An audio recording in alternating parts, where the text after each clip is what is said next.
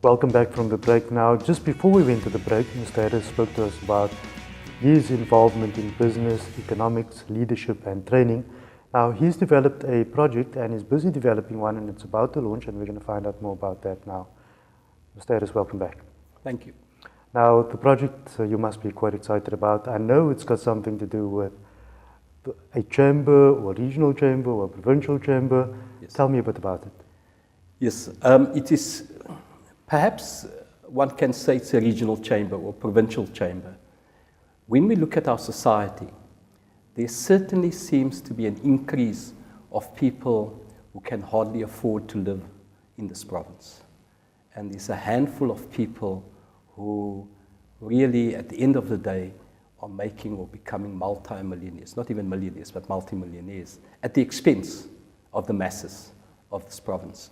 And even those who are in business, they work very hard in order to make ends meet. And many of them also go out of business.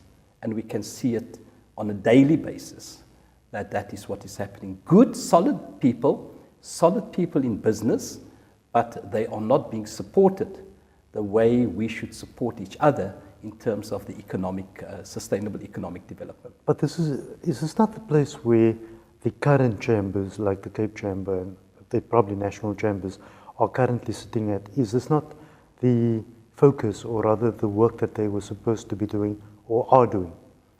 Well, my interaction with business people, with civil society, with young people, I often ask this question, whether they are properly serviced in terms of understanding economics, in terms of obtaining jobs, in terms of not only being job seekers, but creating opportunities for others and for themselves.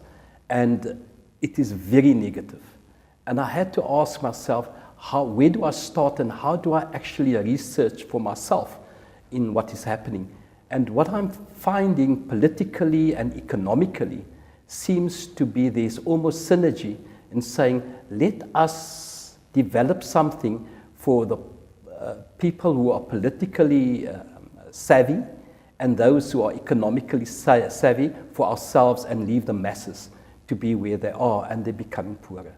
And therefore I'm asking, if that is in fact the point, then we need to bring those masses to really understand and transform and change how we do business, with who we do business, where we do business, in order to change it from power and wealth only to something where we care and understand the development of society as a whole.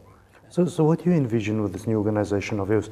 Are we looking at an NGO, an NPO, and what are the basic motives and operandi of this operation? Yes, I've spoken to so many people, besides politicians, besides very key business people here in this province, besides religious leaders and leaders within civil society. And there are very few who understand what need and what ought to be done. Even in non-profit organizations are being used by politicians and by political parties and by people in business and in economics in order to almost create for them a platform where they are giving people some tablet and say, listen, take your tablet and go back to sleep.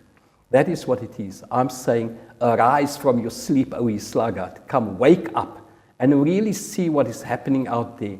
Look at the opportunities that is really looking at you as an entrepreneur, as a leader, as a motivator. And if I can use my little bit to help, and people like Professor Hussein Mohammed, who's also looking seriously at the kind of development for society so that we can come out of the slumber and really be part of a real development, not only economics, not only power, not only wealth creation, but for a better part of our society to emerge into a better sort of kind of living. That is what it's all about.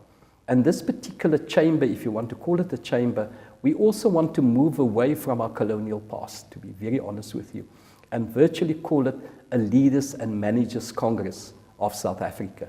Even though it's a regional thing, it may go beyond just being a regional chamber or a regional leadership and manager development organization. But what we are really saying is that a lot of our people have talents. They have lots of skills to offer. They are real entrepreneurs in the best of our societies in terms of their social standards, and even in the poorer sectors of our communities where they are not getting or not being serviced to get the best out of the economics or getting involved in the business and the wealth creation of this particular region. And I'm saying perhaps myself and some other people, and there are many others, who would like to see that this is in fact happening. And that is why we have decided that we need to have a voice. We need to have an entity. We need to create this entity into a non-profit organization. We need to even ask for what they call the Section 21, which is not only a non-profit organization, but also get some tax concessions. The government, I strongly believe that there is a genuine attempt by government that they have created an enabling environment in order to say, come arise, come those people with talents, with the expertise, with everything to just create. We have created certain legislation, certain acts, certain ministries for you to use and to use the law and to work within that framework of the law in terms of developing and really advancing those skills and those talents as entrepreneurs, as leaders, as business people. And I believe really it is there. But what many of these entrepreneurs and business people require is for someone to take their hand and say, you want to go into engineering, you want to go into finance, you want to go into training and development, you want to go into retail, whatever the case may be, you want to go into energy, for example, then these are the routes or some of the routes or the guidelines that you can follow, and you can contact X and Y and Z. That is what we want to be that facilitator of between not only government, business, civil society, and you as the entrepreneur, as the talented expert to have access to whatever is available.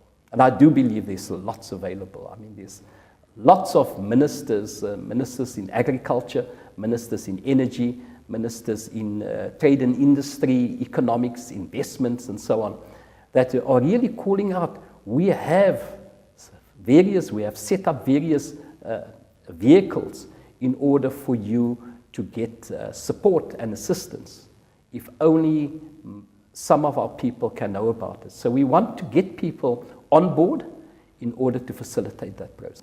Now, Mr. Harris, I know that you've met a couple of people and had discussions about the inception and the starting of the organization. I know that might have went down very well. How does people now start getting involved with the organization, people watching the show and members of the public that perhaps have their own businesses or have different expertise, as you mentioned? How do they get involved with you? Well, it's gone over, I would say, more than 20 years, perhaps 30 years, that many of our people are fairly well off in terms of their social and economic standards. But many of those people that we understand within our communities that have done well for themselves, but still lack the opportunities that are available. And there are various reasons for it. South Africa's economic and social systems are very skewed, as you know. You get the very wealthy and rich, and you get the masses who are very poor. And they are just about keeping up in terms of their standards of living. Now, there are a number of people, when I look at the kind of people, more particularly in retail, who have been involved in ensuring that there will be good freedom in terms of the democratic elections of 1994, when I look 20 years after, that many of them have not realized their full potential economically. They may be living in good areas. So do you believe that your call is going out to those people that believe that they need to belong to an organization like this, so that they can become economically empowered and Yes. perhaps meet the ends of the businesses that they've started? Yes. What I can tell you is that I've really done a lot of research and I've communicated with a number of people, and I wouldn't like to mention one because I may just leave out quite a number of others. But the likes who are very key people that have been in retail, that have been in construction, that have been in a number of other areas of professional areas. And they are all, they are welcoming this idea. They have assisted within what we understand political freedom and political democracy. And they have paid a big price for it. And if someone now all of a sudden became our tops in terms of being in the retail, for example, or being in wholesale, for example, or having 3 major supermarkets, or having 3 properties, make no error that that person is still helping this community to emerge and to develop. So you're saying the focus of this organization is to basically help the community to emerge and develop? Yes. If that's the focus line? Yes, absolutely. It is firstly to say that if that particular person, why should we have these big conglomerates? I mean, I can, if you focus on these big areas, retail areas, within the greater Cape Town area, there's at least 3 of them. And you look at those malls, as we call it, and we compare it to some of the malls that have been developed by those by our people in our areas, and they are successful, but they couldn't get into the other malls. And there were various political and economic dynamics involved in it. And we need to change that. It's my opinion that the bottom line of this discussion is economic freedom. And Yes. be that on levels of business or that of individuals. And I think that's a focus that, Yes. that the organization would probably have. How do people get in touch with you if they feel that they want to be part of your vision? Well, I have left all my website and certainly my... We'll have that up on the screen. My bubble, yes. All of that I've left for people if they want to get in touch. But at this moment in time, we've already done the foundation, the spade work. And tomorrow's launch of what I call the Leaders and Managers Congress of South Africa is primarily to invite some of those key people within our communities who have really suffered the brunt. And we may say, no, but he's a millionaire, he's made some money. He should have been a billionaire because of his efforts and his contribution to our society. But we cannot only, we need to acknowledge those key people in our commerce and industry that we understand, that little small hub of ours. And we need to now say to government, they have contributed a lot of their lives, of their families, of their own monies, their personal wealth, in order to find political freedom and democracy. But this is not about financial equation in the end of the day. This is about if you've made it and you have become someone or becoming someone in business, you could belong to the chamber so that you could help everyone else around you. I take it that's one of the tenets of the organization. Yes, but it's also, also wealth creation also determines where you are going to be in terms of social structure and in terms of how you are going to have your own social investment in your family and your communities and so on.